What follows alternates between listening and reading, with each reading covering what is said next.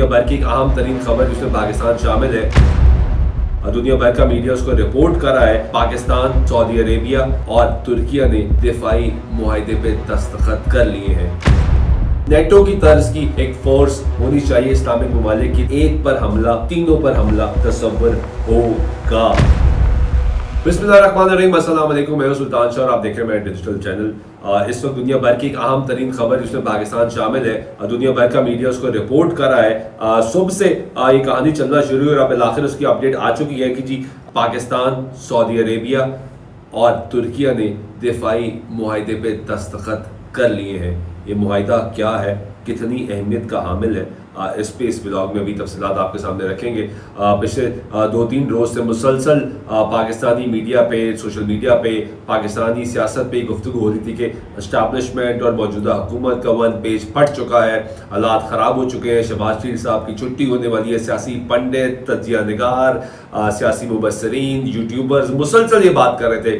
तो आज का ये जो मुआहदा है इससे ये बात साबित होती है कि हुकूमत और इस्टेब्लिशमेंट एक पेज पे और मुसलसल पाकिस्तान के लिए जो कामयाबी है वो समेट रहे हैं। वीडियो की तफसीलात में जाने से पहले आपसे गुजारिश है कि चैनल को लाइक कर लें, सब्सक्राइब कर लें और साथ दिए गए बेल आइकन पे लाजमी क्लिक कर लें ताकि आपको आइंदा आने वाली वीडियोस की बर वक्त इत्तलात मिलती रहे।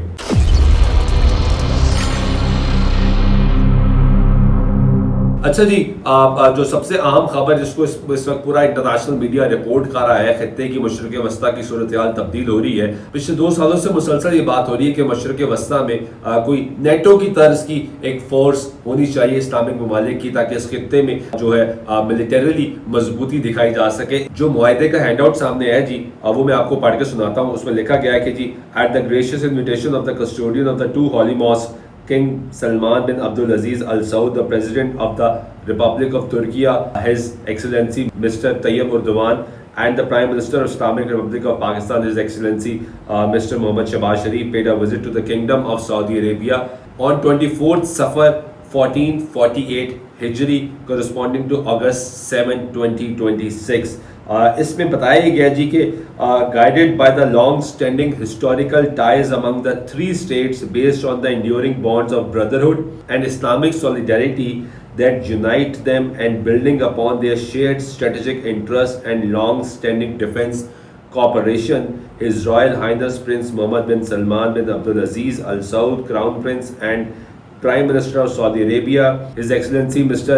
Recep Tayyip Erdogan, President of the Republic of Turkey, and His Excellency Mr. Mohammad Shahbaz Sharif, Prime Minister of the Islamic Republic of Pakistan, signed the Makkah Joint Defence Agreement, reflecting the 3 states' shared commitment to further strengthening their collective security and to promoting peace, security and stability in the region and beyond, in pursuit of a secure and prosperous future। और इसमें जो सबसे अहम बात है वो आखिर में लिखी गई है जी, that any armed attack against any one of the 3 states shall be regarded as an attack against them all.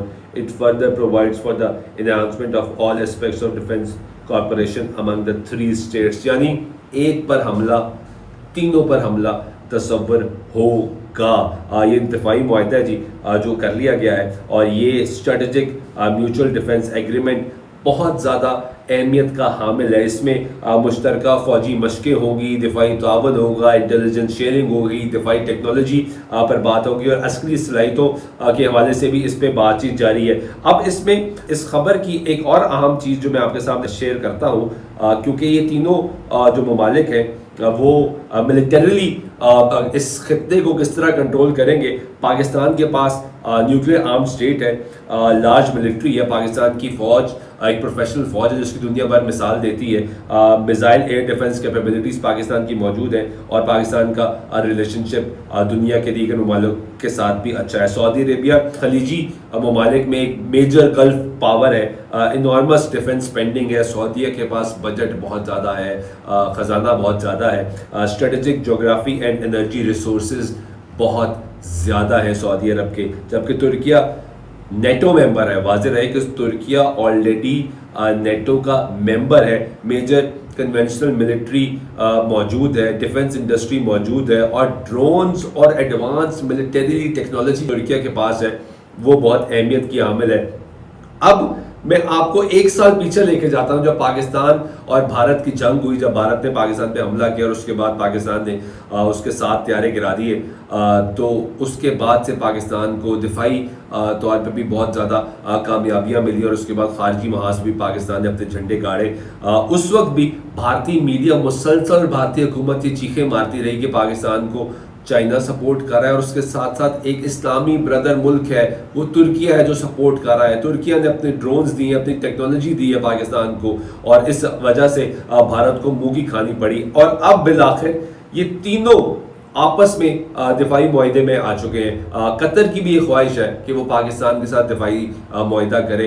قطر نے بھی تقریباً 2 ماہ پہلے اس خواہش کا اظہار کیا تھا، جس میں پاکستان نے بھی مثبت اشارہ دیا۔ تو خطے میں پاکستان کا رول جو ہے وہ بہت زیادہ اہمیت کا حامل ہو چکا ہے، اور اس وقت جب ہم بات کر رہے ہیں اس خطے میں ایک جنگی صورتحال موجود ہے، امریکہ ایران کشیدگی جاری ہے، اسرائیل کا وہاں پر ہونا موجود ہے، تو اس کی بھی ڈیولپمنٹ یہ ہے کہ امریکہ ایران جو اس وقت معاملات تھوڑے سے دوبارہ کنٹرول میں آئے ہیں، اس میں بھی پاکستان کا سب سے بڑا کردار ہے، اور یہ بات مارکو روبیو جو کہ سیکرٹری آف اسٹیٹ ہیں یو ایس کے، انہوں نے بھی تسلیم کی، اور دوبارہ ایرانی وزارت خارجہ نے بھی اس کی تصدیق کی ہے کہ اس وقت سب سے اہم نیگوشیٹر جو ہے وہ پاکستان ہے، جبکہ دوسرا قطر ہے۔ اور آپ کو یاد ہوگا کہ ڈونلڈ ٹرمپ مسلسل یہ کہہ رہے تھے کہ میں ایک بہت میسو اٹیک کرنے جا رہا ہوں، وہ اٹیک رک بھی اس وجہ سے گیا کیونکہ اس میں پاکستان ایک بہت اہم کردار دوبارہ سے ادا کر رہا ہے، اور اسٹریٹ آف ہرموز کے حوالے سے بھی مسلسل جو ہے اس کو کیسے کنٹرول کیا جائے گا، اس پہ بھی بڑی پیش رفت ہو رہی ہے۔ تو اس خطے میں پاکستان کا کردار انتہائی اہمیت کا حامل ہوتا جا رہا ہے۔